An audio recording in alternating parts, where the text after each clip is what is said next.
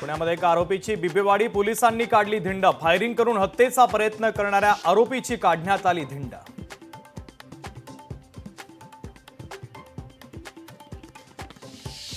गडचिरोलीमध्ये अधिकाऱ्यांचा आश्रमशाळांमध्ये मुक्काम, तर जिल्ह्यातील 43 शासकीय आश्रमशाळांमध्ये अधिकाऱ्यांचा मुक्काम। अधिकाऱ्यांनी शाळांमधील व्यवस्थेची केली पाहणी। वाढवणजवळ उभी राहणार चौथी मुंबई, 107 गावात होणार नियोजन, तर MSRDचा सरकारकडे प्रस्ताव।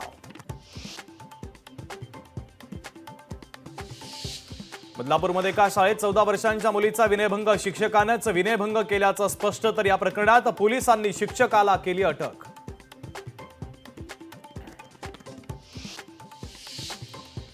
अमरावतीमध्ये बांधकाम विभागाच्या विश्रामगृह परिसरामध्ये बिबट्याचा मुक्त संचार। बिबट्याचा संचार सीसीटीव्ही कॅमेऱ्यामध्ये कैद, परिसरात भीतीचं वातावरण।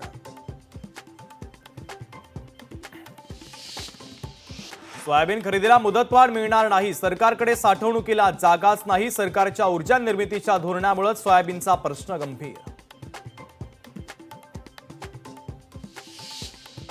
नांदेडमध्ये सोयाबीन खरेदी केंद्र बंद, खरेदी केंद्र बंद असल्याने शेतकरी आक्रमक। काल सोयाबीन खरेदीची मुदत संपली, खरेदी केंद्राबाहेर शेतकऱ्याच्या वाहनांच्या रांगा। पश्चिम रेल्वेवर 13 तासांचा मेगा ब्लॉक, अप आणि डाऊन जलद मार्गावर मेगा ब्लॉक। ग्रँट रोड जवळ 100 वर्ष जुन्या पुलाचं गर्डर बदलण्याचं काम केलं जाणार।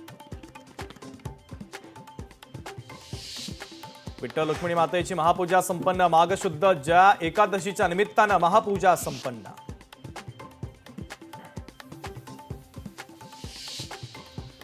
कोल्हापूर पोलीस ऍक्शन मोडमध्ये, गांजा तस्करांच्या विरोधात विशेष मोहीम सुरू। 72 तासात 46 गुन्हे दाखल, तर 55 गांजा तस्करांना पोलिसांनी ठोकल्या बेड्या। पैशांच्या वादातून एकाची हत्या, मित्रानंच केली मित्राची हत्या। नवी मुंबईच्या रबाळे परिसरातील धक्कादायक घटना।